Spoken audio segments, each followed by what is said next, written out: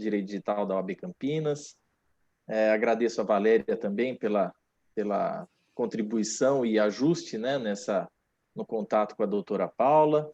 A Ana Carolina, que vai ser a comentarista hoje aqui do nosso encontro.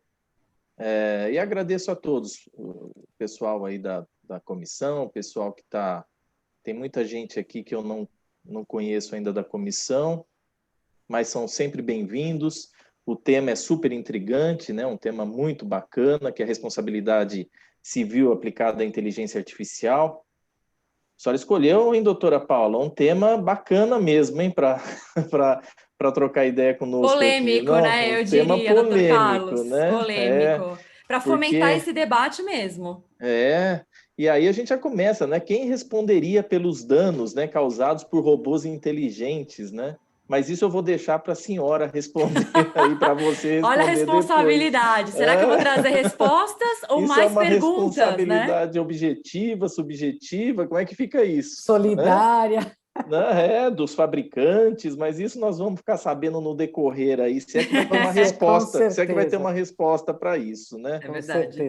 Mas o importante é a reflexão, né, que é feita sobre todo o tema jurídico, para a gente poder ter a nossa própria convicção e entender melhor a funcionalidade de todos esses sistemas e todas essas aplicações que estão aí e como que o direito deve inserir, né, diante de permear diante de tantas questões que ainda são muito novas, né? Essa questão mesmo de carro autônomo, um acidente com carro autônomo, como é que fica isso? Quem responde, né? A empresa que fabricou o carro, que fabricou o software, né? Então são questões aí que a gente tem que estar sempre refletindo e debatendo. Mas eu vou voltar a palavra para a doutora Valéria, para ela fazer a apresentação de um breve currículo aí da doutora Paula. Desde já agradecendo, viu, Paula, sua participação aqui, sua disponibilidade em estar conosco. É um prazer, viu, tê-la aqui conosco. Doutora Valéria, como diz o Renato Opsi-Blum, né? A plataforma é sua, né? É verdade. Bem, a doutora Paula Marques Rodrigues, tem também um sobrenome como o meu, ela é advogada sênior no Opsi-Blum Bruni como é que fala? Weinzoff?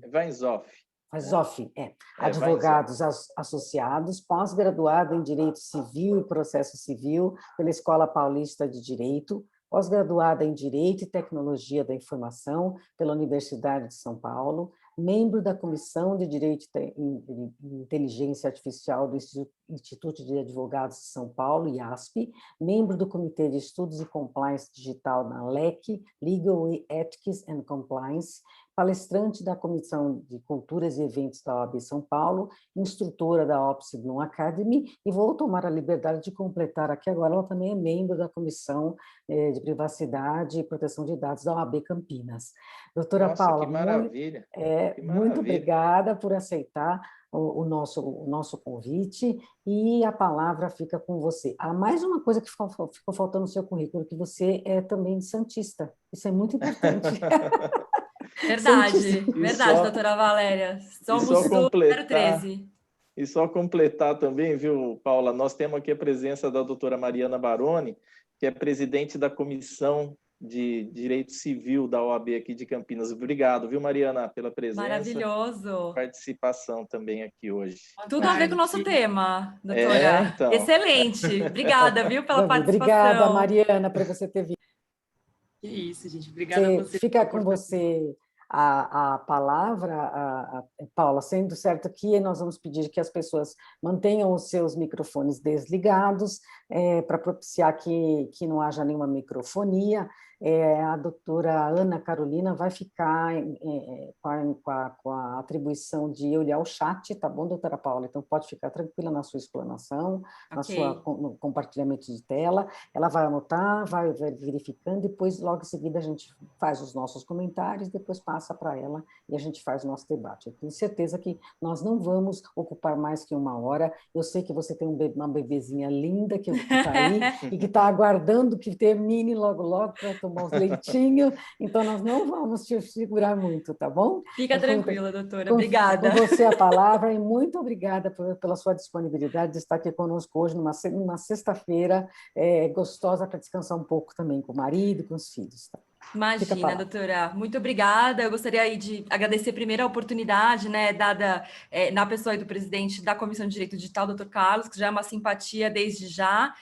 Agradecer a acolhida, né, tanto da Comissão de Direito Digital quanto da Comissão Especial de Proteção de Dados e Privacidade aí de Campinas.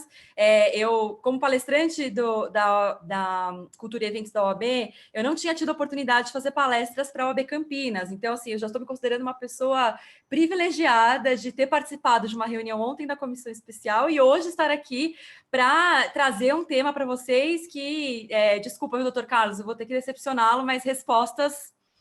a gente pode trazer sugestões de reflexão, mas respostas, infelizmente, eu não tenho. Na verdade, cada vez que eu estudo esse tema, eu tenho mais perguntas ou mais indagações com base naquilo que acontece ao nosso redor, né? Então, agradecer a presença de todos aqui, como, né, a doutora Valéria comentou, uma sexta-feira aí chuvosa na capital, então... Não sei como é que está o tempo em Campinas, mas aqui, nossa, choveu muito, deu uma bela refrescada, uma sexta-feira, então para a gente terminar a semana com uma reflexão e algo que possa nos motivar a pesquisar e pensar não só como operadores do direito, né, mas principalmente como sociedade, porque quando a gente fala de inteligência artificial, vocês que também estudam, que leem muito sobre inteligência artificial, tenho certeza que se pegam pensando em consequências da utilização desse tipo de tecnologia, não só jurídicas, porque o operador do direito, o advogado, ele acaba ligando aquela chavinha, né, e aí já pensa nas possíveis problemáticas e possíveis soluções, mas também como própria sociedade, né, no âmbito familiar, os assistentes eletrônicos, os carros autônomos, como o Dr. Carlos comentou, que de fato, é o case principal em termos de responsabilidade civil, que está sendo discutido. A gente vai trazer um pouquinho desse caso aqui, né, nos Estados Unidos, o acidente lá do Uber, que eu não sei se vocês lembram, em 2018, que acabou culminando com a morte de uma mulher, e final do ano passado já tivemos o indiciamento de uma pessoa, então a gente vai conversar um pouquinho sobre os elementos de responsabilidade que estão sendo discutidos lá fora.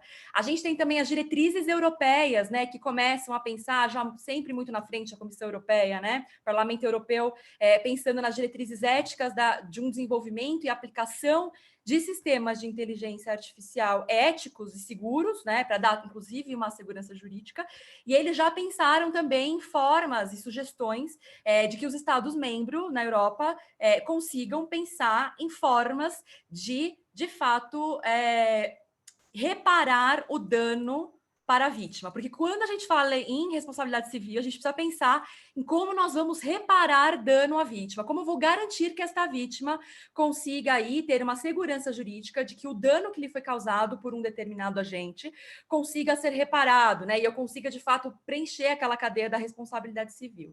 O direito brasileiro, e aí eu vou começar a compartilhar aqui minha tela com vocês, que eu trouxe algumas curiosidades. A ideia, pessoal, a gente é um bate-papo mesmo, né? Não é uma aula necessariamente, até porque, enfim, eu continuo estudando o tema, eu aprendo muito mais com vocês do que ensino, então a gente conversar um pouquinho sobre algumas curiosidades da inteligência artificial, que eu acho que é importante a gente contextualizar, falar um pouquinho sobre essa questão das teses de responsabilidade que hoje são discutidas. Doutora Mariana Baroni deve saber bem, né? A doutora Caitlin Mulholland, que é aí uma das chefes das cadeiras de Direito Civil da PUC do Rio, aí é uma das precursoras em artigos sobre responsabilidade civil, e aí eu me filio aí às teses que ela traz. A gente vai discutir aí 4 principais teses, e eu já vou querer saber de vocês, gostaria que vocês participassem no chat, enfim, ao longo da apresentação, posicionando, colocando a opinião de vocês, dúvidas, que eu acho que é muito legal, porque esse é um assunto que desperta a nossa curiosidade,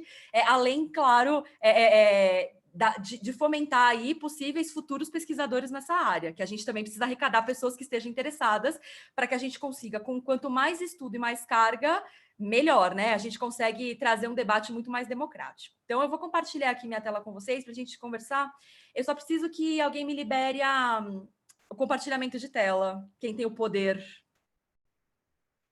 Não sei se é a Tatiana ou se é alguém... Não, é a Carol da OAB. Carol, você pode fazer a Andressa, gentileza? Carol Andressa, vamos lá. Elas que têm o poder hoje aqui, já está liberado. Maravilhosas. Tô vendo que só a mulherada tem poder aqui, tô gostando muito. Sim, ainda mais no mês da mulher ainda. Perfeito. E aí a coisa... Então, vamos lá. Eu vou colocar aqui no modo de apresentação. Quero só que vocês depois me deem um ok para saber se estão enxergando direitinho, que dá uma carregada. Conseguem... Deixa eu só colocar aqui no modo apresentação novamente. Sim, tudo em ordem. Tá Tudo ok. em ordem. Tá, Perfeito. tá em ordem. Então, quando a gente fala de inteligência artificial, né, principalmente pensando de que forma a inteligência artificial acaba impactando a nossa realidade, eu trouxe para vocês a imagem do Dr. Andrew Ng. Dr. Andrew Ng é um chinês, né, é um cientista chinês, que usa uma frase muito célere, desde 2017 ele já fala isso, que a inteligência artificial é a nova eletricidade. E aí, para quem estuda proteção de dados, ou para quem já ouviu falar de proteção de dados, lá, estava engano, 2005, 2008, já no início dos anos 2000, né, a gente tem aquela frase que hoje até está um pouco batida, né, que os dados são o novo petróleo. Então, a gente faz aquele paralelo. Se dentro, né, do contexto de dados pessoais e coleta de informações para que as tecnologias consigam trazer soluções, se os dados são o novo petróleo, a inteligência artificial é a nova eletricidade. E por que será que, né, o Andrew Ng trouxe essa premissa? Na verdade, ele, como estudioso e aplicador aí de sistemas de inteligência artificial, ele diz o seguinte, que a eletricidade, ela transformou o mundo que a gente vive, né, nos últimos 100 anos, e é difícil a gente pensar em desenvolvimento industrial, desenvolvimento tecnológico, desenvolvimento nosso, né, como ser humano, sem pensar hoje em inteligência artificial. Ele, como um grande entusiasta, já consegue verificar que no futuro muito próximo, essa frase ele falou em 2017, nós estamos em 2021, e aí, né, dentro das premissas de desenvolvimento dos países desenvolvidos e nos em desenvolvimento também, os próximos 5, 6, até 10 anos, nós vamos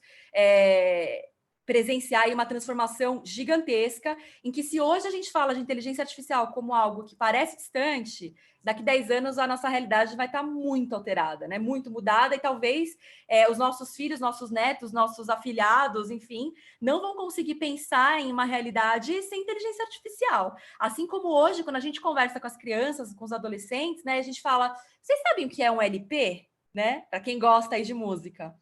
E as pessoas falam, nossa, mas não faço ideia, né? Uma ficha de telefone, né? Que a gente brincava e falava, poxa, mãe, me dá dinheiro para comprar uma ficha para falar com a minha amiga, né? E hoje em dia isso é totalmente inconcebível. Então, é nesse nível que o Andrew Ng fala que a gente vai depender da inteligência artificial, né? Então, ele tem algumas obras bem interessantes, algumas mais técnicas, mas acho que essa frase, de fato, traz um impacto muito grande, a importância da gente se debruçar sobre esse tema, né? Então, pensando nessa questão da inteligência artificial, eu trago para vocês essa imagem desse pombinho aí olhando essa tela.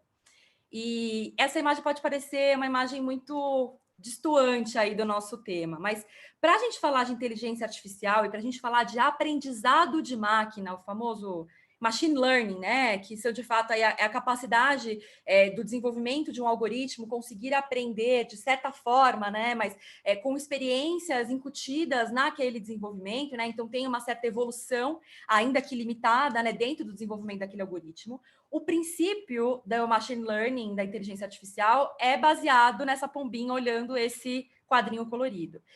Por que a gente fala que o princípio é vinculado a isso? Eu achei, na verdade, quem deu essa explicação foi o professor César Taurion, que é uma das referências em inteligência artificial e aplicação de soluções em inteligência artificial no setor empresarial. Então, eu assisti uma aula dele no começo do ano passado, que ele deu esse exemplo, eu achei fantástico. Então, créditos totais ao professor César Taurion.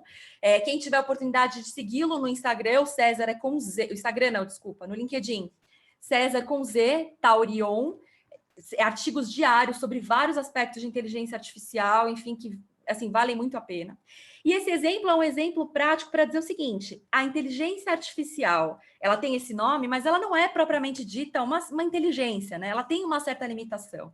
Que a gente, de fato, como estudiosos, a gente precisa pensar em desmistificar essa ideia de que existe uma super inteligência artificial, que de fato, que é até uma nomenclatura utilizada aí pelo Nick Bostrom, que tem um centro de estudos em Oxford sobre situações que podem aí, de certa forma, extinguir a raça humana, né? Parece um pouco caótico, mas esse centro de estudo é um centro de estudo muito interessante. Então, ele utiliza essa expressão de superinteligência artificial. A professora Marta Gabriel também utiliza essa expressão para dizer, né, daquela inteligência artificial do eu robô, do Asimov, né, que de fato consegue ser totalmente desvinculada à vontade humana, né? Então, por conta disso, a gente cria um pouco esse mito, né, de que a inteligência artificial, pelo menos hoje, nós não temos notícia de um sistema de inteligencial 100% autônomo, né? Então, para a gente ter uma ideia do que o sistema de inteligência artificial hoje pode fazer, eu trago o exemplo dos pombos. E o exemplo dos pombos é um exemplo muito bacana, muito simples, mas que, para mim,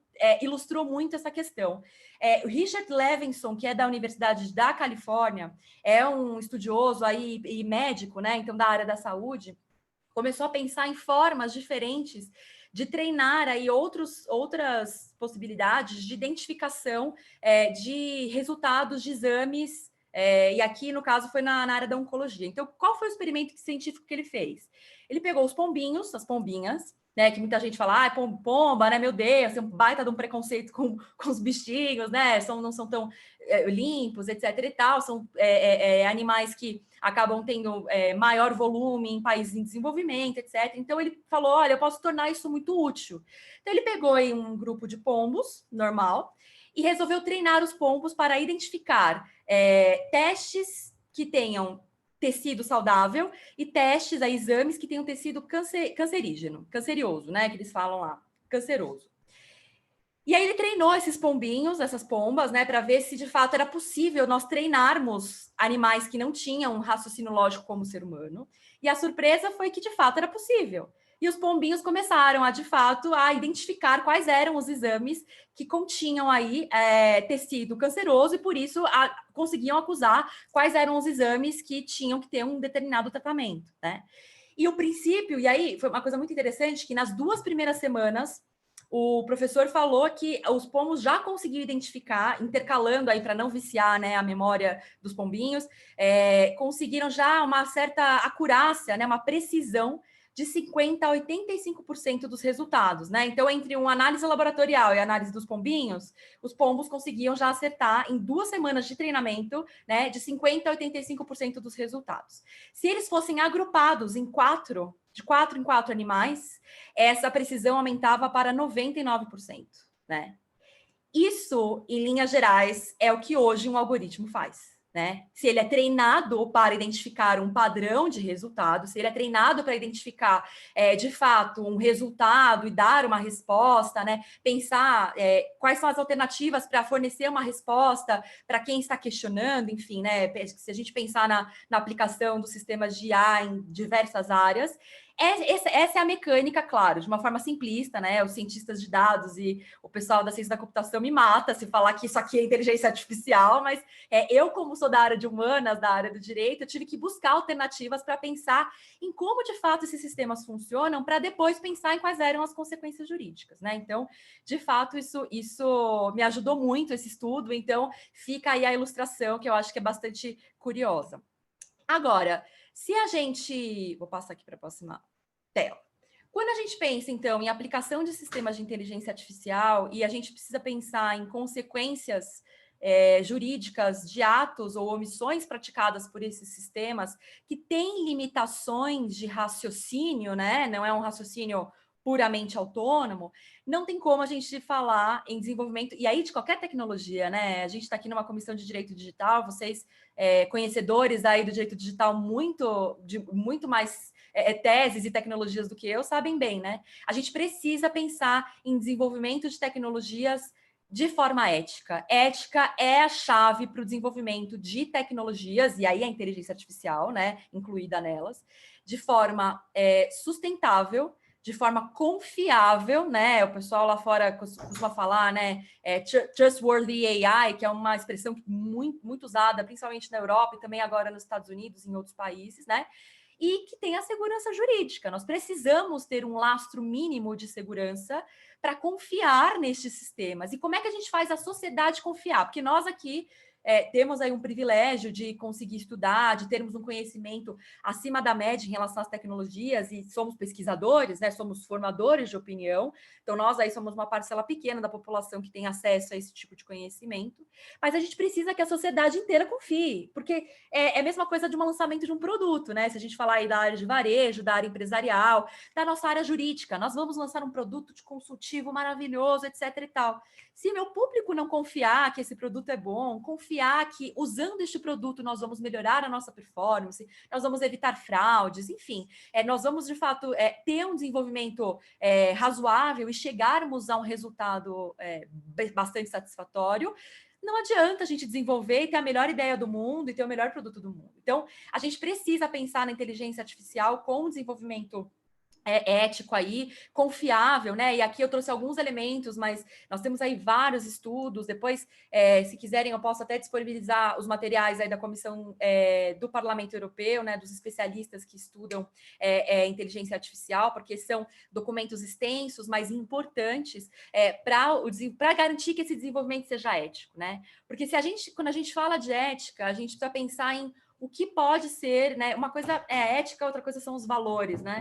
De uma certa sociedade, né? Os padrões éticos, eles têm que ser, de fato, conjugados de forma mundial, né? Nós não podemos desenvolver um sistema aqui que a gente fale que está adequado para o Brasil, mas que lá fora ele tem aí algum certo problema de confiabilidade por conta dessas questões éticas, né? Então, alguns aspectos, como na imagem aparecem, só para a gente pincelar aqui, é a questão de um sistema que a gente consiga aí atribuir uma certa responsabilidade, né? Equidade no tratamento das informações, e aí eu gostaria de puxar, eu sei que não é o tema de hoje, mas não tem como a gente não pensar na primeira legislação que previu inteligência artificial, que é a Lei Geral de Proteção de Dados, o nosso famoso artigo 20, né? Que fala sobre decisões autônomas e os projetos de lei que estão correndo atrás disso para definir o que é decisão automatizada, né, para de fato garantir que o titular aí consiga exercer o seu direito, enfim.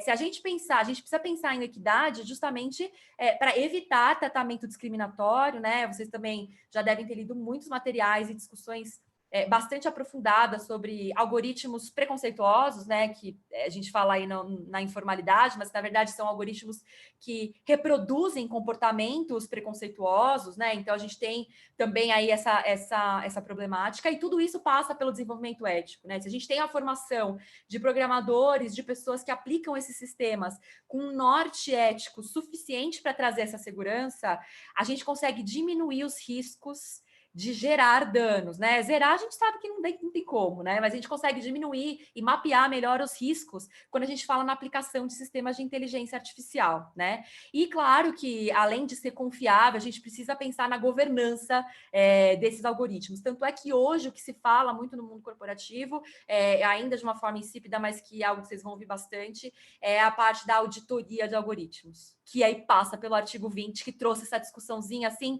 como quem não quer nada, e de repente isso aí já está virando um boom, né? Como eu consigo auditar algoritmos para garantir que eles tenham, né, de fato, trazido aí uma premissa ética minimamente razoável e consigo aí diminuir os riscos de ter um tratamento discriminatório, né? Evitando aí resultados que podem ser desastrosos, e aí a gente vai falar sobre cadeia de responsabilidade, tá? Trouxe para vocês aqui algo muito bacana, não sei se vocês ouviram falar, quero que no chat vocês me contem. Um programinha, um sisteminha que é muito simples online, que chama The Moral Machine, né?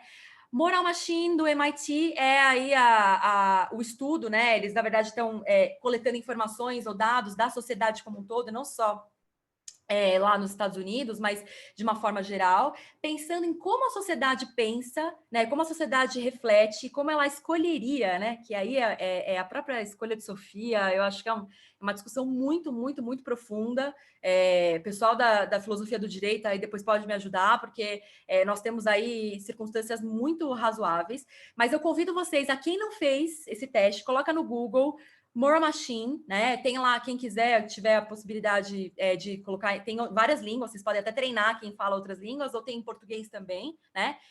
O que, basicamente, ele passa aí por 13, 14 ou 15 situações específicas que você, usuário, vai escolher né? Aí é uma coisa um pouco mórbida, né? Quem o carro autônomo vai, de fato, infelizmente, levar a óbito, né? Se você tivesse que escolher qual seria o resultado daquele carro autônomo numa situação de acidente, quem que você escolheria salvar? Né? E você pensa, nossa, isso aqui é complicado, né? A gente vê em filme, a gente vê em séries, né? A gente discute às vezes isso, né? Ah, eu sou pró-mulher, então eu quero que os homens se danem. Ah, eu gosto mais de animais do que de pessoas, então eu vou salvar os animais. Enfim, tem muitas pessoas aí, tem várias vertentes. E eu convido vocês, para quem não fez esse teste ainda, faça, é super rápido, né? E no final, o site mostra uma análise. Você não precisa se identificar, tá? Eles têm lá os cookies personalizados, mas de fato você não precisa se identificar para fazer esse teste. E aí você vai ver o mapeamento do seu padrão de resposta. Então, por exemplo, no meu caso, eu percebi que eu salvava mais mulheres do que homens. Daí meu marido brincou e falou, meu Deus, né? Tô ferrado. Eu falei, é a vida, né? É isso, eu vou salvar mais mulheres do que homens. Eu salvei mais crianças do que idosos, dentro das situações que elas vão ficando mais complexas. Essa primeira que vocês estão vendo aqui, olha, ou a gente atropela essas pessoas que são um ladrão, um idoso, um cachorro, um homem e um mendigo, ou, de fato, eu vou... o acidente vai causar a morte dos motoristas aqui na segunda imagem, que seriam o ladrão no banco de trás, o mendigo aqui, o morador de rua, né, no banco da frente, ali dirigindo, e o idoso no carro, né? E essa discussão, na verdade, é uma discussão muito interessante, assim, vocês podem fazer o teste várias vezes. Eu convido vocês a não só fazerem o teste, depois me contarem o que rolou, porque eu acho muito legal, mas repetir o teste depois de um certo tempo. Tipo, passou um ano, vocês repetem o teste. O padrão vai mudar. Dependendo da situação que vocês estão passando, a experiência pessoal de vocês, o padrão muda. E esse é o fio da meada, é o fiozinho ali, a pontinha do iceberg da discussão sobre questões éticas e aplicação de sistemas de inteligência artificial.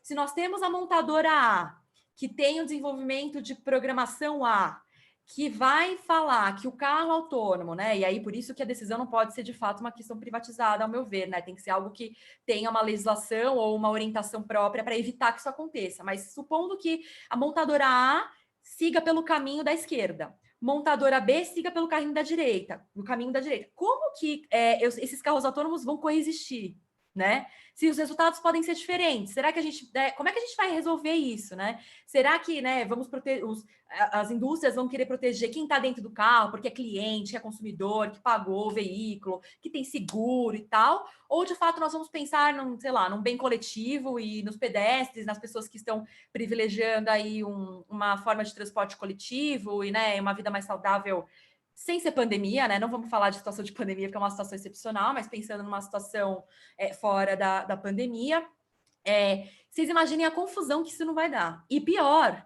na hora que tiver que resolver quem é que vai pagar esse sinistro, como é que vai fazer, né? A gente vai entrar na justiça e aí quem que vai decidir isso, né? Como é que o juiz vai aplicar o melhor direito, por analogia, por equidade, enfim, para saber se a montadora A ou a montadora B é que estão de fato protegendo a vida, que é o nosso principal bem jurídico tutelado. Por isso, né, o Dr. Carlos falou, vamos ter respostas? Não, vamos ter mais perguntas. Eu vou encher a cabeça de vocês de muito mais perguntas, porque eu acho que é isso que vai fomentar essa nossa discussão com novas ideias, novas iniciativas de pesquisa, porque a gente precisa da sociedade inteira discutindo esse assunto, tá? E aí que fica a pergunta, de quem é a responsabilidade quando um sistema de inteligência artificial que tem sua autonomia limitada, né, de quem é que vai responder por este dano? Se a gente tem lá a cadeia de responsabilidade civil, pensando aí no nosso direito civil brasileiro, né? Se nós temos aí o agente, o próprio dano ocorrido e o nexo de causalidade caracterizados, né? Quem é esse agente que vai responder? Será que ele tem capacidade jurídica para responder, né? Será que ele tem a personalidade, a capacidade jurídica necessárias para ser um agente, né? E mais, se ele é um agente mesmo, se esse agente for responder, será que ele vai responder de forma limitada, de forma subsidiária, de forma solidária? Nós temos aí inúmeras possibilidades, né? Tudo hoje é discutido no mundo, não só no Brasil, né? Como eu comentei com vocês aí em estudos, por exemplo, da professora Caitlin Mulholland, também o professor Gustavo Tepedino, né? Que é uma das referências aí também em direito civil, também discute aí bastante, de uma forma bem aprofundada, aí as questões de responsabilidade civil. Mas o fato é que nós hoje, né? Embora a gente não tenha carros autônomos trafegando aí pela rua, logo a gente vai ter, né? E eu não sei vocês, mas eu tenho uma certeza. que antes de ter legislação, se vocês acham que tem que ter uma legislação específica sobre isso, que também é uma outra discussão, precisamos ter legislação específica sobre tudo, ou a gente pode ter um norte geral, vamos ter um código de inteligência artificial para regulamentar isso, né? E passando essa primeira discussão, né? Superada essa primeira discussão, será que vai dar tempo da gente ter uma legislação que tenha um mínimo de uma garantia até acontecer o primeiro acidente, né? A minha percepção e a minha opinião pessoal é que não. Nós vamos o judiciário vai se deparar com os acidentes antes mesmo da gente ter essa construção legislativa, e aí o judiciário não pode se furtar de decidir, e por isso esses estudiosos, professora Caitlin, professor Gustavo Tepedini e outros tantos, professora Ana Frazão, né, estudam esse tema. A gente tem que pegar o sistema que nós temos hoje e tentar ver onde é que ele se encaixa. Ou como se hoje nós tivéssemos que decidir, nós como juízes togados, estamos lá com um processo eletrônico na nossa mão, e a gente precisa decidir uma questão indenizatória de um acidente, né, provocado aí por um veículo autônomo.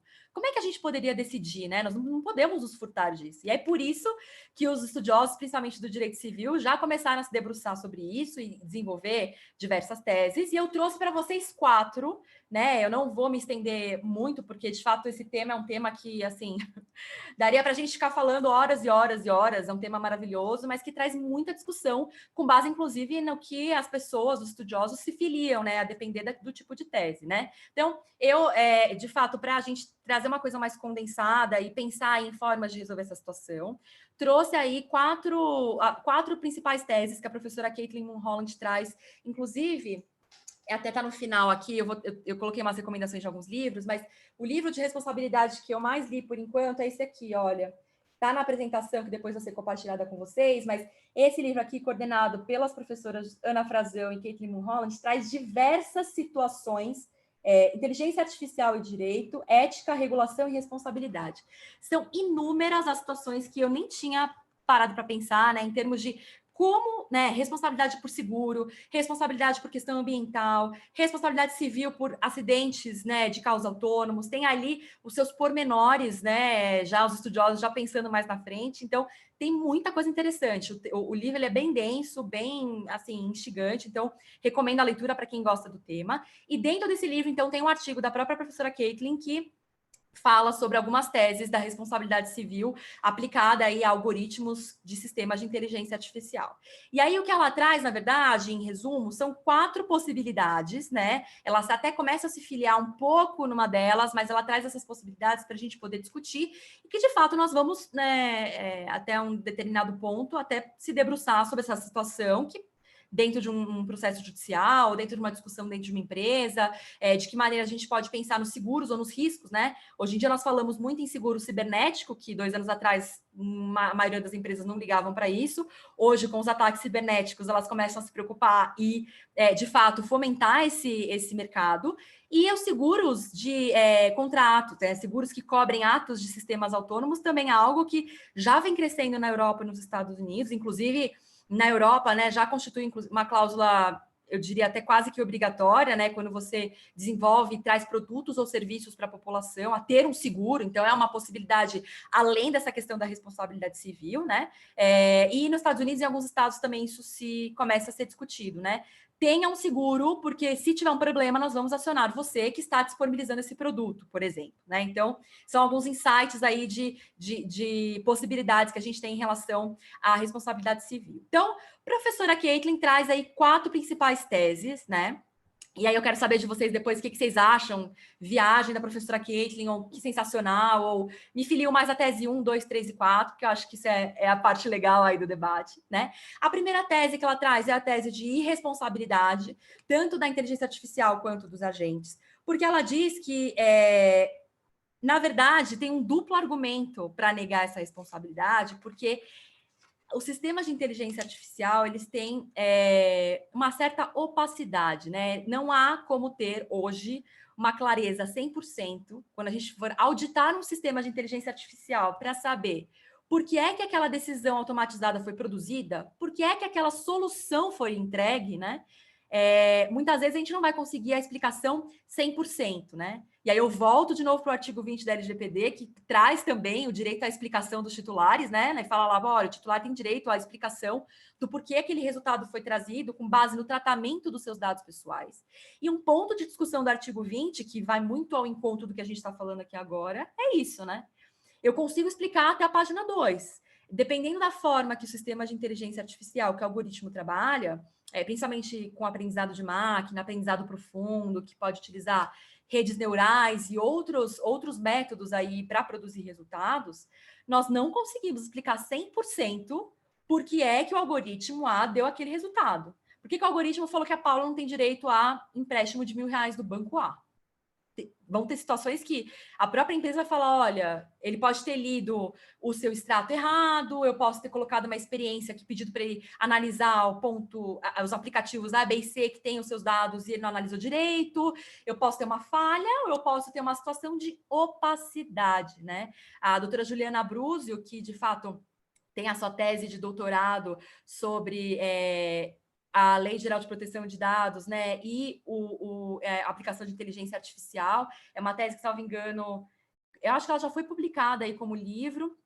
Se vocês colocarem Juliana Abruzio no Google, proteção de dados e inteligência artificial, ela fala, na verdade, sobre proteção de dados na cultura do algoritmo. Salvo engano, esse é o título da tese dela. E ela fala muito sobre isso, né? Como nós vamos garantir a explicabilidade desses algoritmos se eles são opacos, já que eles refletem, de uma certa forma, o que nós, seres humanos, fazemos, né? Nós estamos delegando algumas decisões para sistemas de inteligência artificial, né? E aqui não é uma crítica. Nós estamos, né, na minha visão, inclusive entusiasta da tecnologia, eu acredito que nós estamos nós estamos reconhecendo que o nosso tempo é valioso, né? Nosso tempo aí é um bem muito valioso, então nós podemos delegar situações ou tarefas, enfim, que algumas delas que de fato tomam nosso tempo e não trazem um raciocínio, ou não dependem da sensibilidade humana para serem solucionados. Agora, tem situações que de fato a gente não consegue delegar para os sistemas de inteligência artificial. E se nós temos problemas de explicar, quantas vezes, né? Eu achava que isso não existia. E aí eu até conversando com a doutora Juliana e com a doutora Núria Lopes, que também é uma grande estudiosa aí da inteligência artificial, doutora aí pela faculdade, pela PUC, que estuda essa questão aí da própria implicação, né, dos princípios éticos e da questão filosófica da utilização dessa tecnologia. A gente estava discutindo uns anos atrás, 2 anos atrás, sobre isso, e eu pensava, mas não, o sistema não tem esse negócio de opacidade, né? O sistema é um sistema. Ele trabalha com uma situação A, B ou C, mas eu estava pensando num sistema do jeito que eu vi acontecer, né? É um programa de computador que executa a tarefa A, B e C. E, na realidade, os sistemas de inteligência artificial, os algoritmos, eles trabalham um pouco além disso, né? E se eles reproduzem o nosso, de certa forma, querem reproduzir o nosso comportamento para dar soluções a tarefas que a gente quer delegar, eles também são dotados desse tipo de opacidade. Quando a gente toma uma decisão, eu quero sorvete de chocolate, não de morango. E a pessoa te pergunta, Paula, mas por que você escolheu chocolate em vez de morango? Aí você pode falar, eu não gosto de morango me dá alergia, hoje eu estava a fim de tomar um sorvete de chocolate. Eu acho que para minha TPM resolve o sorvete de chocolate. Não sei, assim, vão ter situações que eu não vou conseguir explicar por que é que meu cérebro tomou aquela decisão. Ou assim, muitas vezes até tem uma explicação, mas que eu com o meu consciente, não consigo alcançar. Meu subconsciente talvez consiga, né? Talvez com uma terapia, com uma técnica específica, eu até consiga alcançar o porquê do padrão de algumas decisões que eu tomo. Mas o nosso cérebro é complexo, né? Vocês têm que concordar que não tem como a gente mapear tudo que o nosso cérebro faz, como é que é a lógica da tomada de decisão. E isso se reflete nos sistemas. Então, na tese de responsabilidade, tese 1, basicamente como os sistemas são opacos, se aquela decisão que foi tomada por aquele sistema foi uma decisão que é difícil explicar, eu não tenho como responsabilizar o sistema, não tenho como responsabilizar o programador, porque faz parte. Paciência, é o que tem para hoje, então nós não temos como responsabilizar. Essa é uma tese estudada, e não só pelo direito brasileiro, mas também pelo direito norte-americano, e foi estudada, e é objeto de alguns artigos científicos, pelo direito europeu, tá? Principalmente pela Alemanha, que tem aí uma empreitada muito forte em relação aos carros autônomos, pelo seu histórico de desenvolvimento industrial na indústria automobilística, né? A gente não pode ignorar isso. A segunda tese, que seria a tese da responsabilidade civil objetiva da inteligência artificial, essa aí um pouco mais, talvez palpável, palatável para nós, né, no sentido de, nossa, não tem como não responsabilizar ninguém, nós precisamos ter uma rede de apoio para essa vítima ser reparada, não tem como o sistema deixá-la na mão, né, não é uma excludente, a inteligência artificial não pode ser uma excludente, que seria uma proposta da primeira tese. Então, nós vamos responsabilizar objetivamente, de fato, o sistema de inteligência artificial, e aí a pergunta é, bom, o sistema ele é desenvolvido por alguém, né, e ele é vendido por alguém, que pode não ser essa mesma pessoa, aplicado a um produto de uma terceira empresa ou pessoa, né? E a gente tem uma cadeia aí gigantesca de envolvidos que pode, de certa forma, dificultar a vítima perseguir o seu direito à reparação, né? Ainda mais hoje em dia que nós temos terceirização, quarteirização de tecnologia, né? Uma pessoa faz o componente de hardware, mais 4 programadores diferentes, de empresas diferentes, desenvolvem o software, cada um pedaço. E aí a empresa que quer aplicar, chama... quero aplicar no meu setor de RH, né? Então o RH, na verdade, é terceirizado. Então eu vou chamar uma terceira empresa para lidar com aquele sistema, em nome da quarta empresa. A tecnologia trouxe muita complexidade para a cadeia de responsabilização, de um modo geral. Eu sinto isso, né? Quando eu comecei a estudar, enfim, até hoje eu fico meio perdida de falar, meu Deus, né? Se eu tivesse que procurar, né? O consumidor tem a sua vantagem em aplicar o CDC, porque aí ele pode acionar qualquer pessoa da cadeia, né? Então, por isso é razoável a gente pensar nisso. Mas se a situação não é de um consumidor, será que é razoável pensar que aquela pessoa, aquela empresa que também está adquirindo aquele serviço, aquela pessoa jurídica, ela tem que saber, ela tem que descobrir quais são todas as pessoas envolvidas na cadeia para saber onde foi o problema e aí acionar aquela determinada pessoa para que responda, né? Será que isso é palpável? Será que isso é viável? Né? Ainda mais hoje que nós temos uma integração globalizada com China, Estados Unidos, Europa, enfim, várias potências, Índia, né? Que desenvolvem muitos, não só componentes de hardware, mas de software também. E como é que a gente vai pensar, né? E pensando no direito brasileiro, eu falo, meu Deus, rogatória para a China. Como que a gente vai pensar nisso? Porque no direito digital, vocês já, né, quem atua já sabe que quando a gente tem provedores para tirar conteúdo do ar e tal, quando é fora do país, a gente já corre uma lágrima, né, de sangue, que você fala, meu Deus do céu, como eu vou remover isso? Ou como eu vou buscar o direito do meu cliente se o provedor fica, né, na Malásia, fica até mesmo em países europeus, na Suíça, né, que lá eles não cumprem lei de nenhum outro país, senão o deles, enfim, nós temos já uma série de questões complexas em relação a isso. Então, a segunda tese, ela traz aí uma questão de responsabilidade civil objetiva, que, relembrando, é aquela que independe de comprovação de culpa, né? A partir do momento que eu tenho identificação do dano, do nexo de causalidade, né, de fato, eu consigo buscar uma responsabilização. E aí, claro que a gente tem que pensar um pouquinho sobre como a gente conseguiria acionar essas pessoas, né? Que, de fato, se é um sistema, por exemplo, de RH que está analisando, e eu recebi uma pergunta dessa esses dias, né? Um colega meu que participou de um processo seletivo, que eram algoritmos que estavam trabalhando os dados deles, que o algoritmo deu um resultado de um testes que ele fez muito fora, assim, mas um gabarito de respostas que não tinha nada a ver com o que ele fez, ele foi reprovado no processo seletivo, e o processo seletivo ele ficou sabendo que já tinha acabado quando ele recebeu essa resposta. E ele falou, poxa, se eu me sentir lesado e tal, eu posso responsabilizar? Quem eu vou responsabilizar por conta dessa situação, né? E aí a gente começou a discutir, falar, olha, você pode responsabilizar a empresa diretamente que te contatou, né, independentemente dela ser terceirizada, ou até mesmo a empresa né, pela qual essa consultoria está sendo representada, né? Então, supondo que a empresa da Paula contrata a empresa da doutora Valéria, que é consultoria de RH, para fazer a seleção para as pessoas trabalharem na empresa da Paula. E o sistema da empresa da doutora Valéria é que desenvolveu um sistema de inteligência artificial para acelerar o processo de acelerar e melhorar, né, os padrões de processo de seleção para um determinado cargo na empresa da Paula, né? E aí acontece esse problema que eu comentei com vocês agora. O candidato vai, faz uma prova, o sistema fala que as respostas estão erradas, dá um gabarito que, assim, banana e maçã, quando, na verdade, as perguntas eram sobre direito digital, então, assim, muito discrepantes.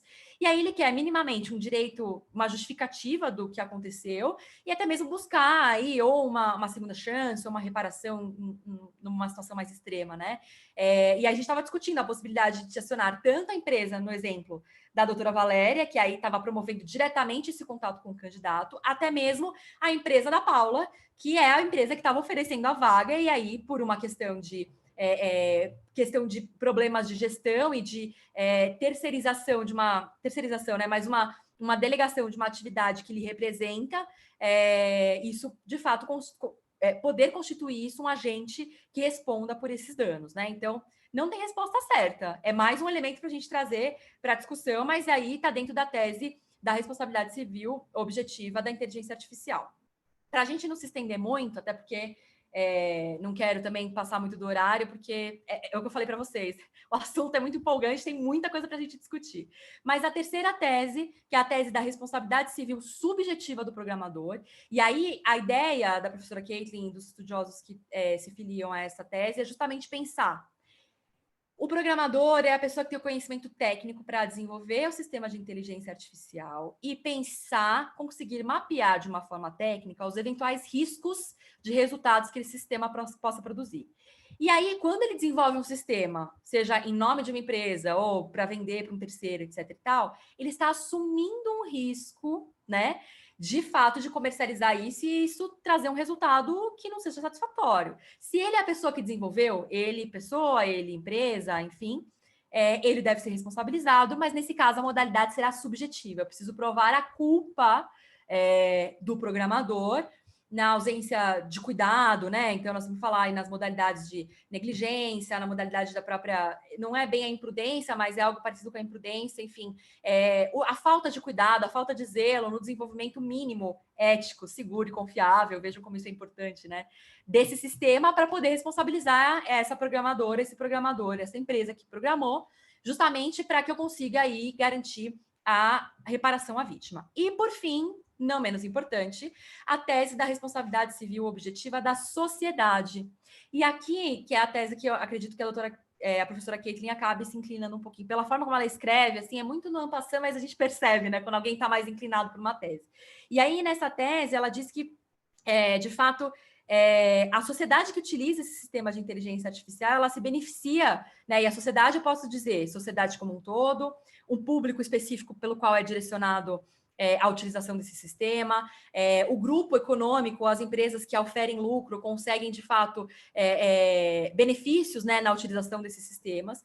Por eles conseguirem benefícios pela exploração de inteligência artificial, eles assumem o risco, teoria do risco, né? Assumem o risco dos resultados negativos produzidos por esses sistemas. Então, por isso, a responsabilidade é objetiva, a teoria do risco, um pouco parecida aí com a teoria do risco que a gente já tem em alguns sistemas, justamente por conta dessa situação. Quem ofere lucro, quem tem benefícios, de fato precisa assumir o risco das suas atividades. E se você incorpora um sistema de inteligência artificial em programas, algoritmos, para melhorar sua performance, para ter aí, né, a parte positiva, claro, dessa situação, você está assumindo os riscos da produção negativa, a produção prejudicial a terceiros, e você deve assumi-los e, de fato, ser responsabilizado e aí ressarcir a vítima, né?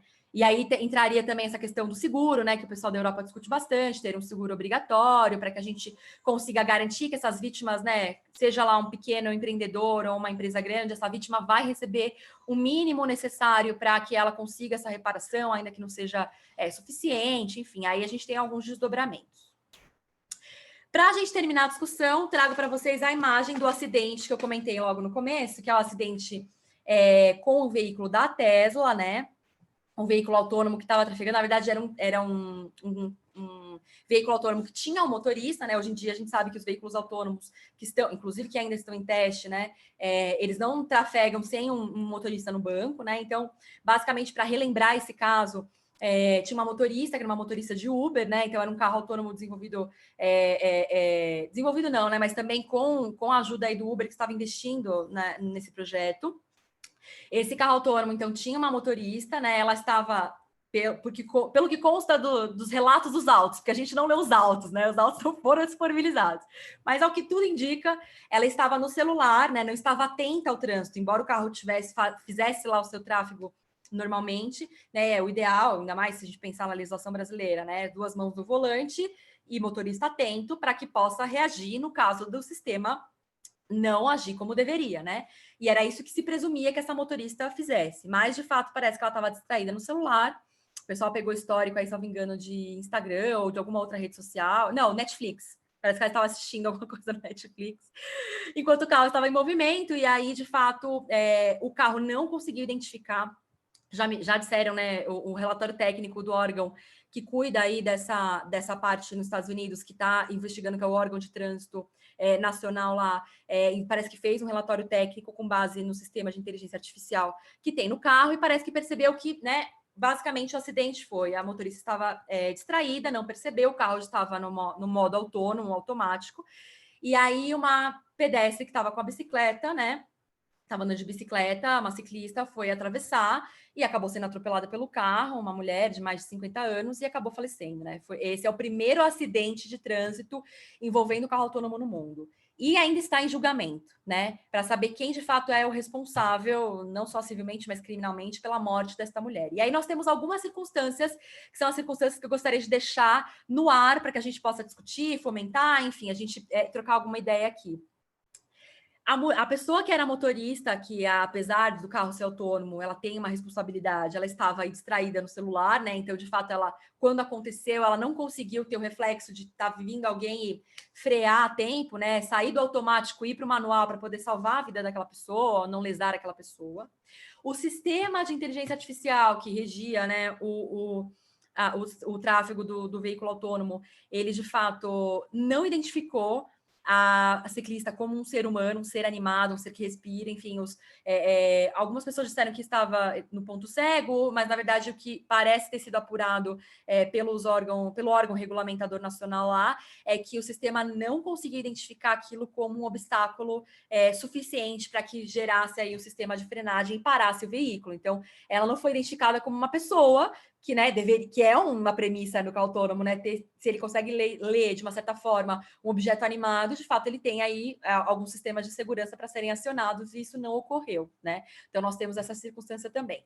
Parece que fizeram autópsia também no corpo da pessoa que faleceu, da ciclista, identificaram resquícios de metanfetamina e também disseram que ela estava atravessando fora da faixa, o que poderia ter contribuído também para o acidente, né? E também a questão de que o estado do Arizona, que foi onde aconteceu o acidente, também não estava preparado, não conscientizou as pessoas, a população do estado, para a existência de carros autônomos, para ter atenção e, inclusive, dar orientações sobre isso. Então, vejam a gama de elementos, quando a gente pensar em responsabilidade civil, quantos elementos o estado do Arizona, né, o judiciário do Arizona está analisando. Final do ano passado, a motorista foi indiciada por homicídio culposo. Parece que o julgamento ia ter continuidade agora no começo de fevereiro desse ano, mas eu não encontrei nenhum andamento, né? Parece que o Tribunal do Arizona não disponibiliza. Não é um TJ de São Paulo, que a gente tem o extrato, né? A gente brigava tanto por não ter o acesso, agora a gente tem, né?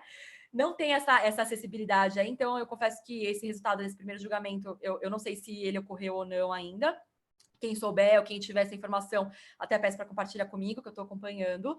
Mas, basicamente, o Estado entendeu que, a despeito dessas circunstâncias todas que eu comentei com vocês, a motorista ainda assim tinha um dever maior de estar atenta, e ela poderia ter salvado a vida de uma pessoa, né? Se a nossa vida é nosso bem maior e existia um dever mínimo de guarda ou de zelo daquela motorista, até porque os carros autônomos ainda estão em fase de teste, né? E depois desse acidente, o Uber e a Tesla pararam de fazer teste nos Estados Unidos, recolheram mais de 300 carros, enfim. Esse é um lead case importante para acompanhar para quem gosta do tema, porque a partir dessa decisão pode ser que outras questões se desdobrem, mas infelizmente foi o primeiro acidente fatal que aconteceu envolvendo um carro autônomo por conta dessas circunstâncias todas aí que podem ou não ter influenciado nesse acidente.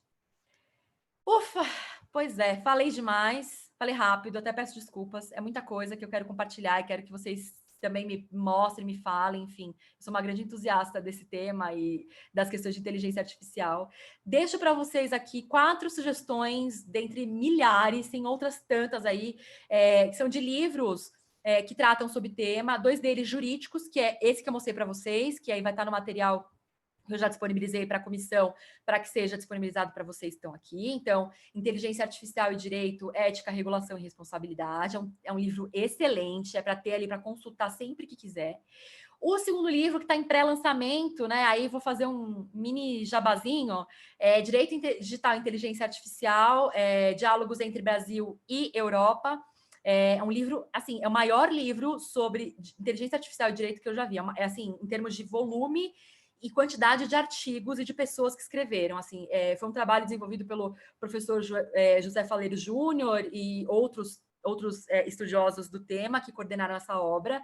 É uma obra que está em pré-lançamento. Eu escrevi um artigo sobre inteligência artificial e nanotecnologia. Confesso que foi um dos temas mais difíceis que eu estudei, assim, ainda tenho várias dúvidas, mas a gente que gosta dos temas vai lá e se joga, né? Vai estudar, vai atrás, que eu acho que é o que nos motiva. Esse livro tem muitos artigos, não só de escritores brasileiros, mas também de fora do país. Então, quem tiver curiosidade, é um livro caro, porque ele tem muito conteúdo.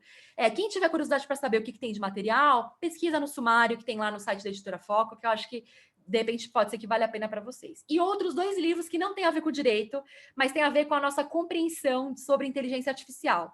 Um deles é do Kai-Fu Lee, um dos empresários e cientistas que estudam e aplicam inteligência artificial há mais de 10 anos, então ele conta as experiências dele e as impressões dele sobre inteligência artificial. É um livro super fácil de ler e super acessível, recomendo, porque abre a nossa cabeça.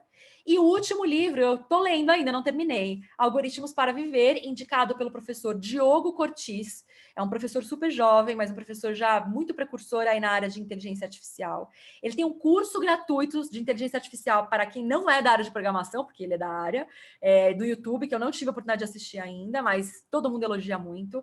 Ele está fazendo leitura, está acompanhando essa leitura no Instagram. Então, quem quiser segui-lo, cada mês ele faz uma discussão sobre um capítulo. Que aí, quem quer se motivar para ler, não está sem tempo e tal, eu estou tentando, estou meio atrasada, mas eu estou tentando acompanhar, porque eu acho que é uma forma de eu me motivar a ler também. Excelente discussões sobre como os algoritmos impactam a nossa vida. E tem outros tantos livros aí no mercado que livros, séries, filmes, enfim, que nos ajudam a tentar entender um pouquinho da complexidade desse tipo de tecnologia e quais são esses impactos, ok? Então, é isso. Deixo para vocês aqui os meus contatos, o QR Code para quem quiser me adicionar no LinkedIn. Depois, quem quiser, eventualmente, e-mail, enfim, para discutir o tema. Paula, você falou um monte de abobrinha, não concordo com nada.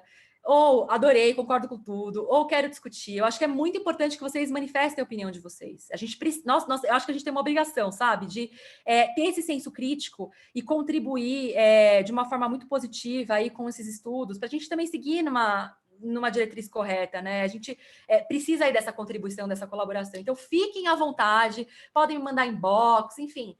Eu estou sempre ligada aí no celular, como a doutora Valéria comentou, né? É a primeira aula que eu estou dando depois de ter nascido a minha filhinha, a Maria Luísa, né? Então, apesar de eu estar de licença, a gente vai tentando se manter próximo dos temas também, né? Então, está sendo um privilégio. Já aproveito para agradecer mais uma vez a oportunidade para o Dr. Carlos e principalmente para a doutora Valéria. Foi muito especial estar aqui justamente na minha primeira palestra depois do nascimento da minha filha, que eu acho que muda um pouco a perspectiva das coisas, deixa a gente mais prático, né? Eu tentei ser objetivo ao máximo que deu nesse tema tão complexo e mostrar aí minha gratidão a todos vocês que, enfim, nós estamos aí em 5h30 da tarde de uma sexta-feira e o pessoal aqui interagindo, estou vendo que está piscando aqui o chat, enfim, espero que eu possa ter contribuído aí com algumas ideias para quem quer escrever sobre esse tema, quem quer publicar artigo. Vamos publicar, gente, vamos junto, porque é muito importante que a gente se envolva em temas que a gente goste, que nos empolguem. Então, fica aqui a minha super, super, super gratidão. É uma honra, é um privilégio estar aqui com vocês e espero que eu possa ter contribuído com alguns insights e curiosidades sobre esse tema.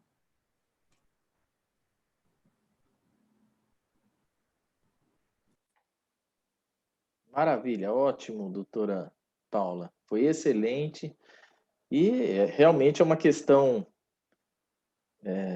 se quiser fechar aqui a tela para a gente abrir Isso, deixa eu abrir aqui todas as telas.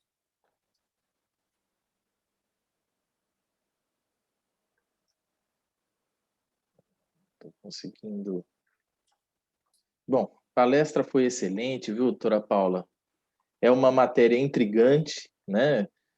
Tem uma pergunta aqui do Rodrigo, que é também uma pergunta extensa ali, que depois a doutora Ana Carolina vai fazer, né, para você.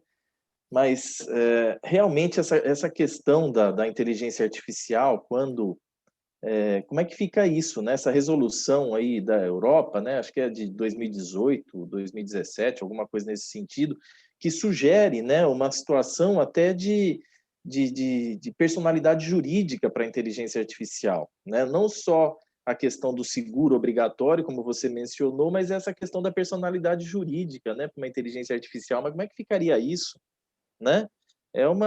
São questões realmente que chamam muita atenção. Esse exemplo do carro autônomo que você deu, que foi excelente, eu acho que foi uma das companhias, acho que foi a Mercedes, né? Não fazendo um jabá aqui, mas foi o que aconteceu na época, né?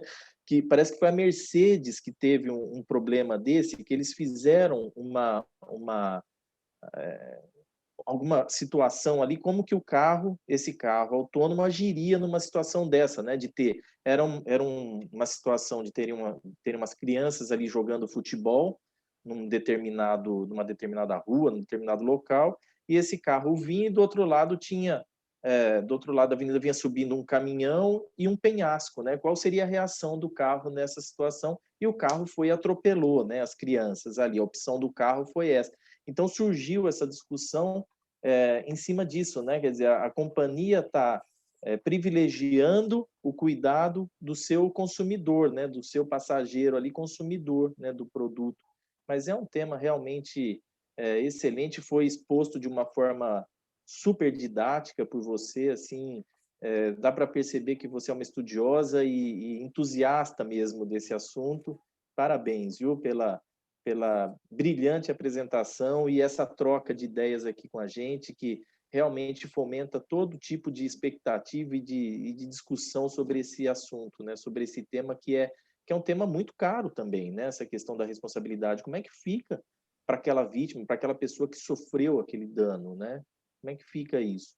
Mas não vamos mais tomar muito tempo, eu vou passar a palavra para Ana Carolina. Não sei se a doutora Valéria gostaria de fazer algum comentário também antes, e depois passar a palavra para a doutora Ana Carolina para fazer aí as colocações sobre as perguntas que foram formuladas. Obrigado, viu? E parabéns pela Maria Luísa? A Maria Maria Luísa. Luísa, a Maria Malu. Luísa. Malu. É a Maluzinha. Viu? É uma delícia. Criança é uma bênção em casa, né?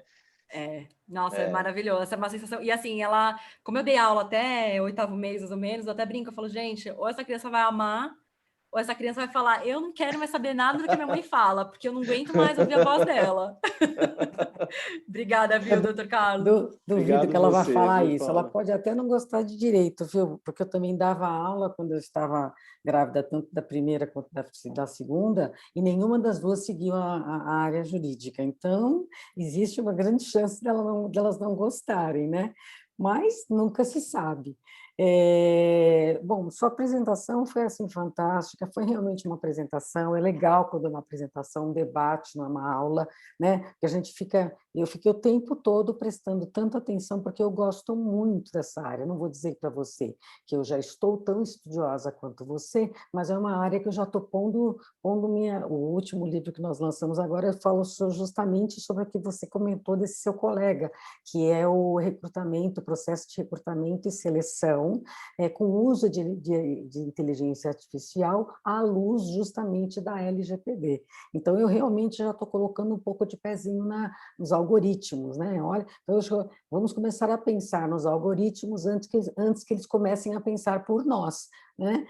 Já estão tão ensinados. Mas o que me chamou a atenção, eu não vou também tomar muito tempo por conta da Maria Luísa, que logo já vai dar dando os gritinhos, mas o que me chama a atenção muito nessa questão foi quando você comentou na aplicação da inteligência artificial, até anotei, com as consequências de ação e omissão, e uniu isso tudo num funil que seria o padrão ético que a gente tem que seguir em questões internacionais até, né? Mundial, né? E você comentou justamente, ao se pensar nessa inteligência artificial, que é o que a humanidade deveria fazer com tudo, né? O avião foi inventado para o transporte, foi o mesmo avião que derrubou a bomba, que jogou a bomba de Hiroshima. Então, esse pensamento, essa cultura ligada para o humano, em prol do humano, realmente, aí quando você fala no sentido ético, no desenvolvimento sustentável, confiável, com segurança jurídica, para que garanta justamente a sociedade ter certeza de que aquilo que ela vai adquirir vai ser algo que vai ser bom, positivo, e não, por exemplo, quando eu fui recentemente fazer uma compra e queria comprar um aspirador de pó automático para limpar o chão, e fiquei pensando já que aquilo pode captar meus dados, pode filmar. Então, realmente, por que a gente pensa assim? Porque o próprio ser humano ensina esses algoritmos, ele pode ensinar o certo e o errado, né? E daí eu faço um comentário com relação, focado na minha área, que é na área de recursos humanos, que a gente, nesse sentido, a gente tem lutado bastante para o monitoramento, né? E agora, o que está dentro da nossa consciência, como você falou, é uma coisa, o que está dentro do subconsciente é outra, que nem nós sabemos, né? Então, é esse subconsciente que muitas vezes nós vamos extrapolar para os algoritmos. Então, no fundo, chacoalha, o culpado sempre é o próprio ser humano, né? Então, não é a máquina, não é a tecnologia. Então, eu achei bastante interessante essa fundamentação jurídica misturada com um pouco de filosofia, porque tem tudo a ver na hora até da decisão daquele exemplo que você deu, que o doutor Carlos até comentou que a Mercedes fez sim, eu usei até numa aula um videozinho, e eles fazem rapidamente o que esse teste reproduziu. E aí, para terminar, você citou as 4 teses, né? E me causou estranheza um pouco quando você falou da 4ª tese, que você sentiu que a doutora Kathleen, que eu também tenho esse livro dela, eu gosto muito das reflexões dela, ela estaria tendenciosa à questão da responsabilidade objetiva da sociedade. Será que seria da sociedade mesmo? Será que não seria dos produtores, das empresas, né? Porque, nesse caso, quem se beneficia, eu entendo mais com essa situação, são os próprios produtores. O consumidor final é outra questão, né? Porque senão também a gente vai começar a culpar o consumidor final. Seria isso que você tinha colocado naquela hora? Então, talvez eu não tenha compreendido. Né, doutora, na verdade, o que ela coloca como sociedade é justamente esse direcionamento. Que parcela da sociedade consegue se beneficiar, e aí o benefício seria oferir lucro, né, expressivo, e um benefício bastante... Não é o benefício do que traz de bom, efetivamente, Entendi. para quem, Então, entendeu? quando você É a teoria fala do sociedade... risco que ela fala, é Tá. porque Então, ela seria usa a oferir... sociedade. Entendi. Então, oferir lucro seria diretamente ligado a quem está por trás, uma empresa, uma corporação que está Exato. produzindo. Tá. Agora ficou mais claro. Mas, olha, muito obrigada. A palestra foi, assim, intrigante. É um assunto realmente que você falou, será que nós vamos ter casos primeiro antes de soluções jurídicas? Eu não tenho a menor dúvida disso, né? Com relação a isso, a gente não consegue, a evolução jurídica não consegue acompanhar essa aceleração da tecnologia. Agora, o conteúdo foi fantástico, e realmente é um tema para a gente discorrer e abordar. Então, eu vou abrir agora, te agradeço muito, tá? Depois eu vou voltar a agradeço muito, e vou passar a palavra para a doutora Ana, para que ela possa agora pegar, fazer um arremate aí das perguntas, para que também a gente não fique muito tempo, né? Ela possa responder, e também, se sobrar alguma coisa para responder, depois a gente se responde e a gente manda a resposta para as pessoas. Ana, fica com você aí, passa a bola. Oi, pessoal, tudo bem? Primeiramente, eu gostaria de agradecer, né, ao Dr. Carlos e à doutora Valéria pelo convite de participar, né, como comentarista da palestra da doutora Paula. Excelente palestra, doutora, muito esclarecedora, muito legal o tema. Para mim, eu que não sou muito da área de inteligência artificial, achei muito esclarecedora, a didática da doutora é muito boa. Tivemos aqui cerca de 37 participantes, né? Chegamos a 37 participantes. Alguns comentários, né, no chat, muitos parabéns aí pela palestra, alguns comentários da doutora Mariana Baroni, né, sobre as posições da doutora Caitlin, alguns comentários também do Darcy, inclusive ele postou o link sobre o Moral Machine, que a doutora comentou, né? Até já compartilhei esse link no nosso grupo da Comissão de Direito Digital, da OAB. O Edilson também fez alguns comentários sobre o Michael Sandel, sobre o livro dele, que é muito interessante, que fala também sobre as questões de dilemas éticos, tá? O livro chama Justiça, o que é a coisa certa. Eles até colocaram, acho que a doutora Tatiane colocou o link do livro para quem tiver interesse. E temos algumas perguntas também. O Darcy, antes da doutora comentar sobre a responsabilidade do atropelamento de máquinas, né? Ele fez a pergunta assim, qual que é a opinião da doutora Paula sobre a responsabilidade no ato de atropelamento de robô por carro autônomo, tá? E temos mais algumas perguntas, tem do Rodrigo Cambuçu, que é aquela pergunta bem extensa, né? São 3 perguntas. Uma pergunta em 2 blocos e uma pergunta sobre propriedade intelectual. A primeira pergunta é se é possível uma diferenciação quanto à responsabilidade em caso de inteligência artificial totalmente autônoma. E o segundo bloco dessa pergunta é se essa inteligência artificial, se ela for parcialmente autônoma, vale dar discussão na responsabilidade da inteligência ou não. E uma outra pergunta sobre o prisma da propriedade intelectual. Porque cada vez mais cresce a criação de obras intelectuais por inteligência artificial, né? Então, diante disso, a lei brasileira ainda não contempla o direito autoral, que só tem essa proteção por pessoa física. Como ficaria no caso de uma inteligência artificial criar uma obra musical nova? Né? Eu lembro que até acho que foi um caso do rapaz como que ele chama? Do Chorão, que chegaram a pegar pedaços da voz dele e criar alguma música, mas também não lembro se foi exatamente o caso dele. E temos mais a pergunta da doutora Ana Cristina Olivari.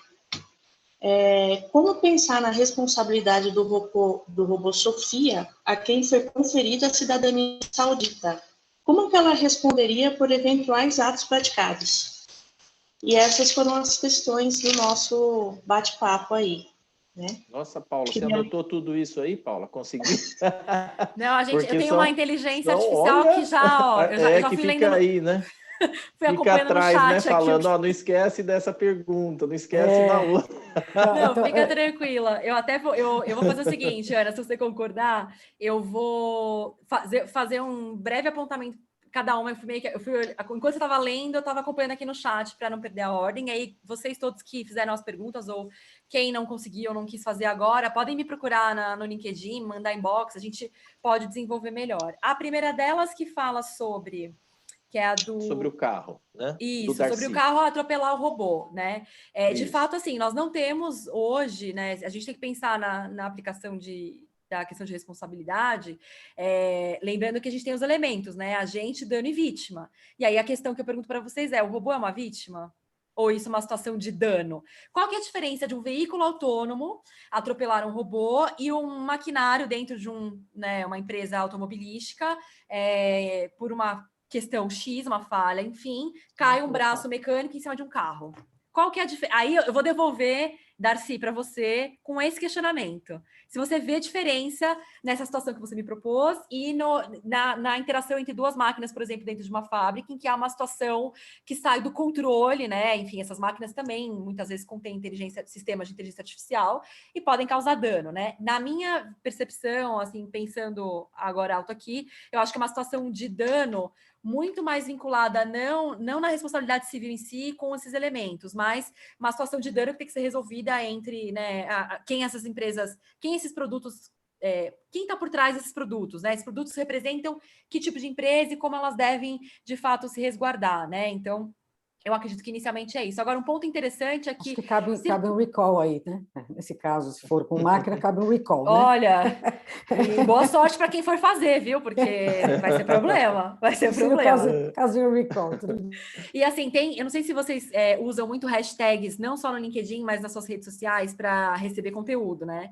Eu demorei muito para perceber que eram coisas que às vezes legais. Então, por exemplo, no Instagram, tem gente que, né, conteúdo pessoal e tal, e eu coloquei robots e a Boston Dynamics, que é uma empresa que desenvolve robôs, né? Enfim, que desenvolveu o Atlas, que é o robô que a gente fica mais... Eu fico sempre impressionada. É o cachorro, né? Aquele cachorro, né? Que eles fizeram. Que é o né? cachorro, inclusive, que é o cachorro da série Black Mirror, né? Que eu falo, socorro, vai me atacar. Eu fico até com medo. Mas, enfim, Boston Dynamics, que tem o Atlas e outras tantas tecnologias que fazem isso. E aí, eu vou devolver isso com uma questão mais sensível. Tem um vídeo que mostra uma pessoa batendo num robô. Um robô humanoide, né? Que não tem pele nem nada, é aquele robô Atlas, não sei se vocês já viram. E aí tem uma cena, tem um vídeo, né? Enfim, que é uma pessoa que vai lá, a pessoa joga uma cadeira no robô, a pessoa bate com um pau no robô e tal. E aí a discussão desse vídeo, aí que foi repostado por muita gente, era: como você se sente vendo um vídeo desse? Né, uma pessoa batendo num robô, que é um ser inanimado, né? E muitas pessoas responderam: nossa, isso é um ato de crueldade.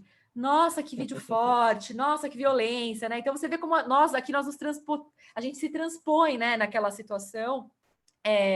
E até fica pensando, coitado do robô, mas meu Deus, que absurdo, crueldade. Crueldade se aplica para seres vivos, né? Não para seres que não sejam vivos. Então, isso acho que ajuda a fomentar essa discussão da pergunta também do Darcy, tá, Darcy? Aí qualquer coisa a gente vai se falando para elaborar melhor, mas eu acredito que essa seja uma saída, né, dentro dessa situação. A pergunta do Rodrigo, que fala sobre sistemas totalmente autônomos, sistemas parcialmente autônomos. Rodrigo, eu acho que a grande dificuldade aqui vai ser tentar entender se aquela decisão, aquele dano, foi provocado pela parte autônoma ou não autônoma do sistema. Porque, dependendo da situação, eu consigo enxergar algumas empresas ou pessoas, enfim, querendo jogar a culpa no robô, entendeu? Essa parte aqui não fui eu que apertei o botão, não, ele fez sozinho. E aí vai se filiar a tese de responsabilidade número 1, né? Opacidade da inteligência artificial, não tem nada a ver com isso. O problema é de cada um, né? Então, assim, eu acho que a única questão é que se ele é integralmente autônomo ou se essa discussão acho que se aplica, né, sobre como a gente vai resolver a responsabilidade na parte que é autônoma, porque a gente está presumindo que esses sistemas tenham aí, a depender do tipo de decisão que se tomam, uma certa independência, não é uma total independência. E aí, por conta dessa certa independência que nós temos dificuldade em resolver na parte jurídica. A partir do momento que eu comprovo que uma parte dessa decisão foi tomada, né, e aí é uma questão complexa essa, uma parte da decisão foi tomada não por um sistema, né, ou enfim, mas por uma pessoa, de fato, que por uma situação que era minimamente previsível, aí eu não acho que vai ter grandes dificuldades, mas que é complexa, essa pergunta foi bem capciosa, né? Misturar os dois, o que é que acontece? A gente teria que pensar num exemplo prático para eventualmente tentar entender e montar esse quebra-cabeça. Sobre direitos autorais, eu confesso para você que não é a minha área de atuação, não é a minha área de estudo, mas não só esse exemplo que a Ana Carolina mencionou, eu não sabia esse do Chorão, mas tem algumas obras, algumas peças, né, de músicas clássicas que foram complementadas, que foram finalizadas por sistemas de inteligência artificial. Obras de arte que foram produzidas por sistemas de inteligência artificial que foram vendidas a milhões e milhões de dólares. Aí você fala, mas, pô, foi o robô que foi lá, né, tacou o negócio e virou obra de arte, né? E quais foram as influências que este robô utilizou para produzir essa obra de arte? Será que ele violou direito autoral quando usou técnicas de Monet combinadas com técnicas de Picasso para produzir aquela obra que valeu milhões, né? E quem está recebendo esses milhões? É o desenvolvedor?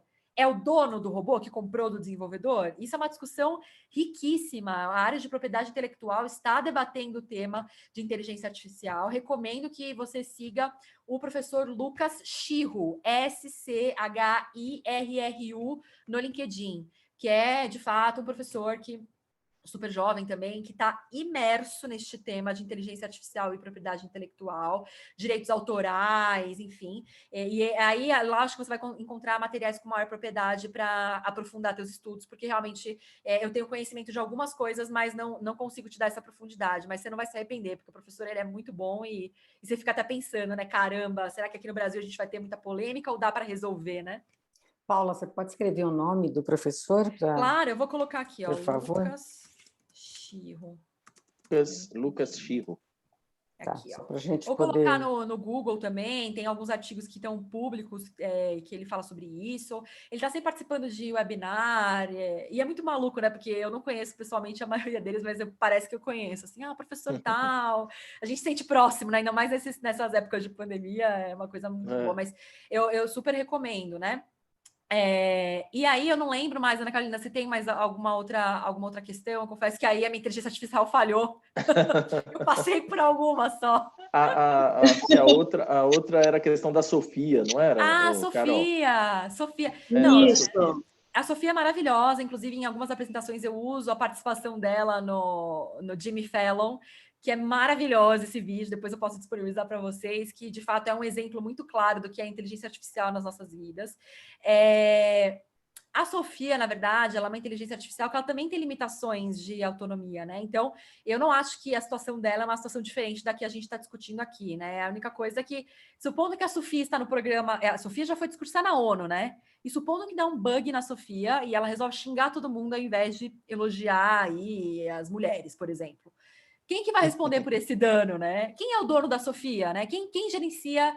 Quem fiscaliza o perfil da... Sofia tem perfil no Instagram, não sei se vocês seguem ela. Ela posta ela mesma com várias... Ela veste roupas de designers, ela tem uma vida muito ativa, né? Ela tem cidadania, ela tem conta, ela tem crédito, gente. Ela tem crédito para gastar, enfim, no que ela quiser. Então, ela é um sistema de inteligência artificial muito ativo.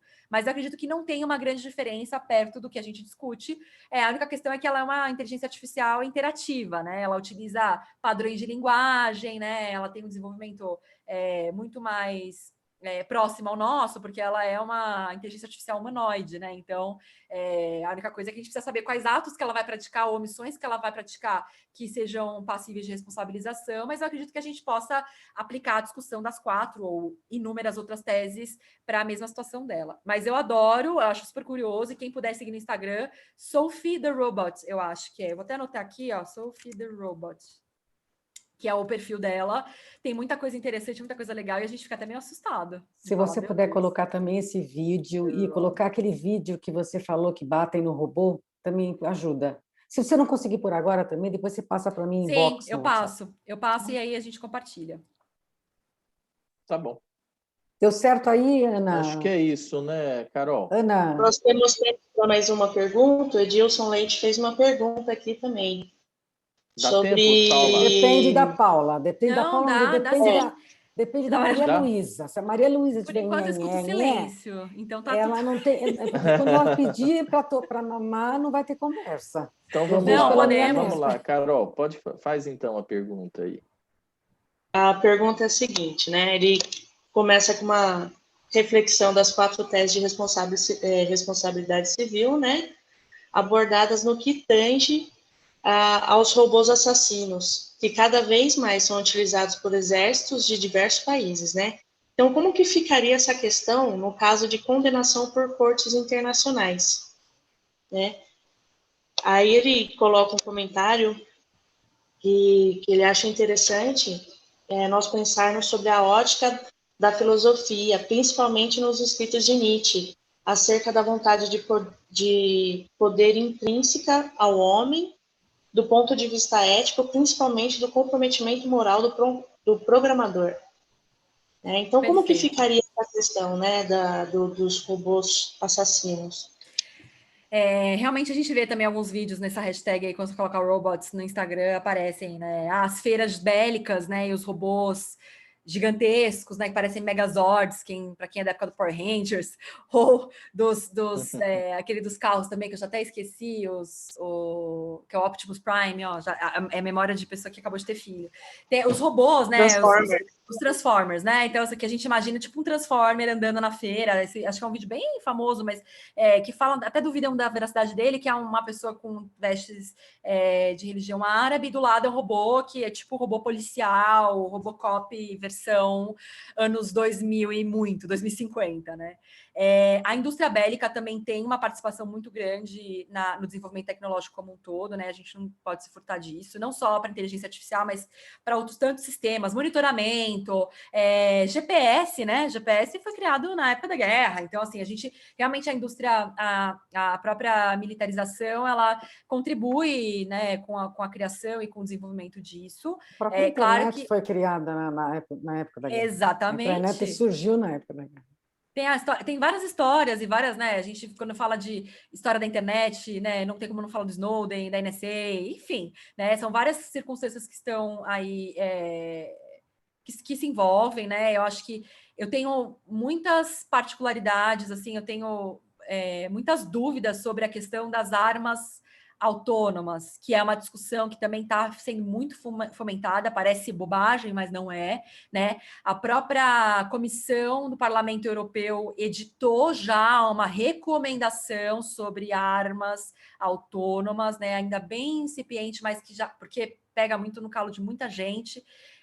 Mas essa questão das armas bélicas, as armas químicas, as próprias guerras mais atuais dos últimos 20 anos, já tinham princípios, né, embora muitos governos neguem, né, já tinham sistemas minimamente desenvolvidos de inteligência artificial para serem estratégicos e decidirem, né, quais locais seriam bombardeados ou quais locais a gente, de fato, ia utilizar essas armas, como que vai ser essa história da arma autônoma, né? Se a arma autônoma vai seguir o mesmo princípio do carro autônomo, eu tenho um agente que vai poder parar a arma ou não atirar, né? Mas e o policial robô? Se ele tiver um problema de leitura e não conseguir identificar a pessoa como uma pessoa inocente, será que ele vai atirar realmente? Então, assim, são várias discussões que eu confesso que ainda estão muito incipientes. Eu acho que a sociedade deveria discutir mais, porque são questões que abalam muito a nossa vida e a nossa integridade física, o que eu acho que é muito grave, né? Então, eu acho que é importante a gente pensar nisso. Agora, condenar por questão criminal, né, um sistema de inteligência artificial, eu acho que a gente ainda não tem nenhum tipo de... É a mesma coisa que pensar nos crimes ambientais, pelo menos as discussões criminais, né, de punição criminal em termos de sistemas de inteligência artificial, acabam seguindo, pelo menos por enquanto, a premissa dos crimes ambientais, né, então não há não tem como punir o sistema em si, mas você consegue punir pessoas jurídicas que utilizam com base, né, numa sistemática um pouco diferente da questão que existe hoje no direito penal, né? Mas achei a reflexão super importante. Obrigada pela contribuição. Eu disse, acho que vale a pena você dar uma olhada nessa resolução aí, que é uma resolução recente, e é até um tema bastante interessante para pesquisa, porque é algo que eu confesso que esse me assusta muito, porque dependendo de quem tem o poder, né? Isso desde sempre, né? O poder bélico, ou quem de fato consegue desenvolver melhor esse sistema, como é que a gente vai ter um direcionamento ético? Se a gente tem problema de policiamento com questões raciais, com questões de gênero, etc., vocês imaginem transpor isso para as questões policiais, para a questão de monitoramento, né? Enfim, nós temos aí uma série de discussões de polícia preditiva também, que é outro tema, enfim, dá para a gente conversar bastante sobre isso, mas eu acho que esses seriam os insights, tá bom? Maravilha, Paula. Obrigado, viu, Paula? Imagina, eu que agradeço mais uma vez. Tem até um livro que chama Guerra Cibernética, né, que é do Richard Clarke, alguma coisa assim, né, o autor, sim. que ele fala justamente sobre isso, né, sobre essa questão das guerras do século XXI, que elas seriam guerras envolvendo a tecnologia, né, a internet e tudo mais, né, porque hoje um país, um Estado, ele até acho que cita um exemplo da Rússia, quando teve a separação ali em alguns estados, que eles simplesmente cortavam a linha de gás, quer dizer, não chegava, né? Ou não funcionava banco, não funcionava nada ali naquela região, então as pessoas morriam de frio, né? Porque não chegava gás, não chegava... Mas, enfim, boa noite a todos. Eu só vou pedir para que todos abram as câmeras para a gente poder tirar uma fotinho. Você autoriza, Paula, uma foto? Claro, mas com o maior prazer. Nas nossas redes sociais da OAB aqui de Campinas. Claro. Obrigada Então, mais uma vez a todos, viu? Que quiserem abrir bacana. as câmeras. Foi muito legal, viu, Paula? Obrigado pela sua explanação e podemos Obrigada, contar Paula. com você em outras oportunidades, né? Por aqui, favor, né? não, eu estou Então, super à disposição. Manda um abração para o Renato, por favor, o Renato, a Camila. Pode deixar. O pessoal, a Camila foi eleita também lá, né? Mulher, né? Sim, ela saiu na análise também. Admirável, né? Mulher Sim. admirada, né? Então, mando nossos cumprimentos a todos. Nossos cumprimentos a todos. Nossos cumprimentos digitais, como eu diria o doutor Renato. Obrigada, doutor Carlos. Obrigado vocês. Carol, Andressa, vocês podem providenciar uma fotinho nossa aí para o nosso arquivo da comissão? Avisa quando estiver pronto aí para a gente fazer a paisagem, a cara de paisagem para a foto, né?